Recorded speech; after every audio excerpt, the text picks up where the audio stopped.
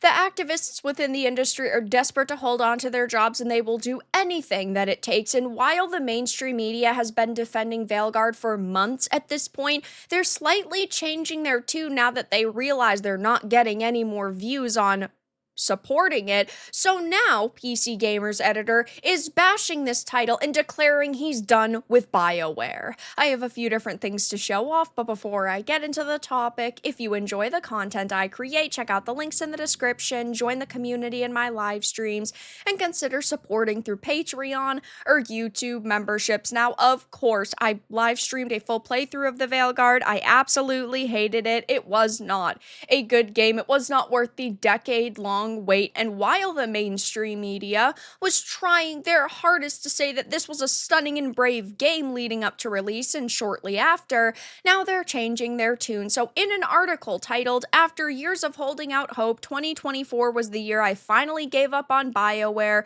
Brown documented his history with Bioware in Dragon Age, and I completely agree. Bioware over the past couple of years has certainly stumbled with games like Mass Effect Andromeda and Anthem, and now the Veilguard, but they used to be a powerhouse within the industry. One of my favorite games of all time is Knights of the Old Republic. It is an amazing title. Then you have games like the other Mass Effects, the good Dragon Age games like Origins. You have Jade Empire, a slew of amazing titles, but now that, of course, he's realized that being positive about Bioware doesn't get clicks, he's changing his tune. So after spending much of the article explaining his history with the company and the franchise, he then tore into Veilguard, declaring, "I really tried to enjoy myself. God, I tried so hard. I attempted to find nuggets of joy within its ham-fisted dialogue, one-note companions, and the flashy but soulless fights,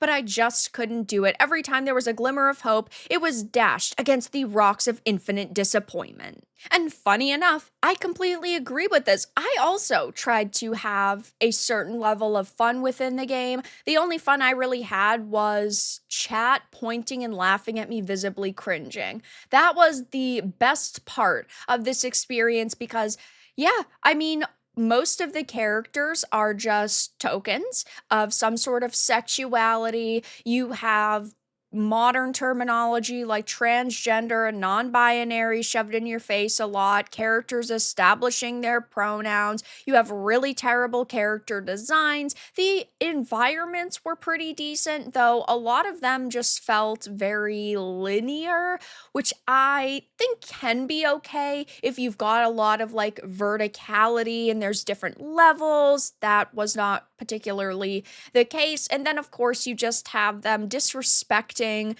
Dragon Age fans in totality, really not caring about the experience we expected because they just wanted to shove their own personal brand of activism into this shit, and it was a really bad experience. It's not even worth $5, but he continued, "Honestly, I'm amazed I finished it. There was certainly a point where I was starting to feel like I'd rather do anything else than listen to a hot Grey Warden talk about his big dumb bird for the 100th time, or play therapist to a giant dragon slayer who just wants to moan about how their mum doesn't understand them."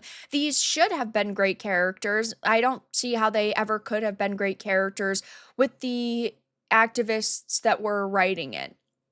Just saying. Nevertheless, after bashing the game, Brown made it clear he was done with BioWare moving forward, and I feel like this is how a lot of people feel at this point in time. A lot of gamers are sick and tired of supporting studios who hate their guts. Look at Obsidian with Avowed. While this game might end up coming out and being really fun, I don't think that it's going to do crazy numbers because of Matt Hansen's racist statements. I think that he did severely damage the image of this game. Saying you want to kick crusty white dudes out of the industry isn't going to sit well with a lot of people, and sure, it is going to Game Pass day one, so there are going to be plenty of people that end up giving it a chance, but I don't think that it's going to sell crazy amounts of copies because the Game Pass numbers, yes, do count towards downloads, but it still would show a discrepancy between the downloads that they talk about versus,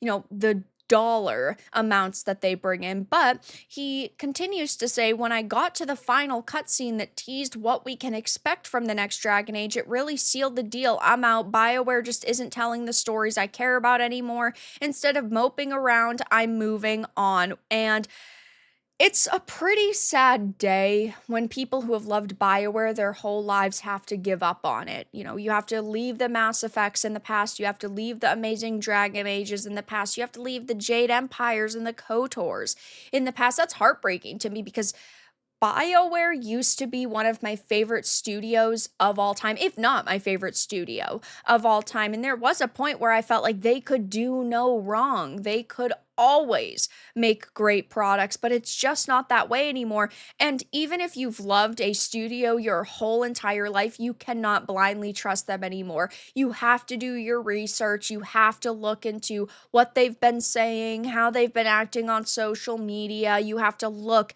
at Reddit threads where people are discussing different elements of storylines and teasers and trailers and new characters and when lore doesn't line up, because these people will constantly steal your money. And that's the sad reality. That's all they care about is money. They are no longer passionate about this industry or the products they're creating. And that's why so many activists work on games now. Look at Gamergate 1. Anita Sarkeesian didn't give a fuck about video games.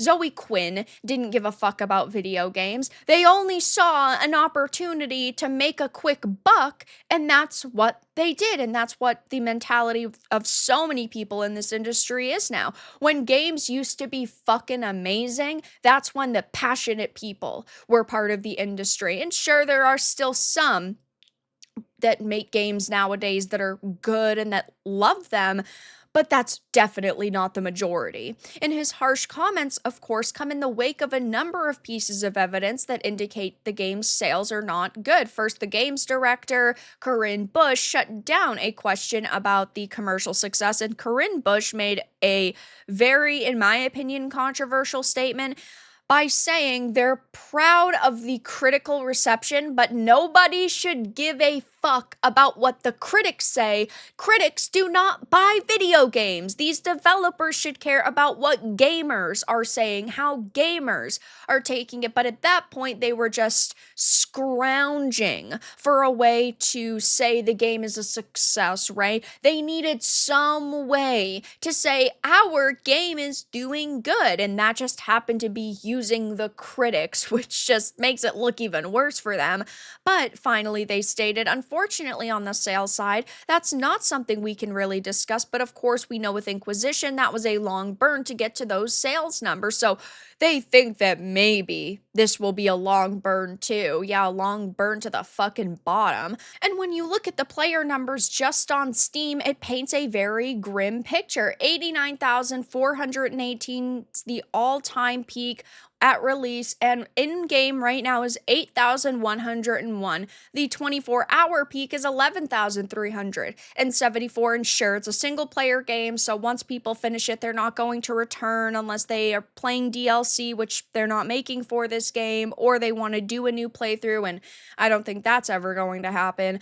But things have not been good for this title, and instead of just admitting that, they're trying to find some way to say it's a success when it really is not. And following the interview, head of games industry Christopher Dring revealed on one of the company's podcasts that Veilguard was only the 68th best-selling title for the year in Europe. So things are not going so well, and now even the mainstream media has turned on this game, and the PC Gamer editor is actually turning on BioWare in totality, which we all did years ago. We are not stupid, and we do not give companies a million chances, but these people do. And instead of saying this all initially, they see how negative things are surrounding this game, so they figure, yeah, I guess it's time we put out a few negative pieces about this game so we can make a few extra bucks. But that's all that I really had to discuss in this video. Let everyone know your thoughts in the comments below. If you enjoyed this, give it a like, and if you didn't, give it a dislike. I appreciate your support either way, but I'll talk to you all again in the next video really soon.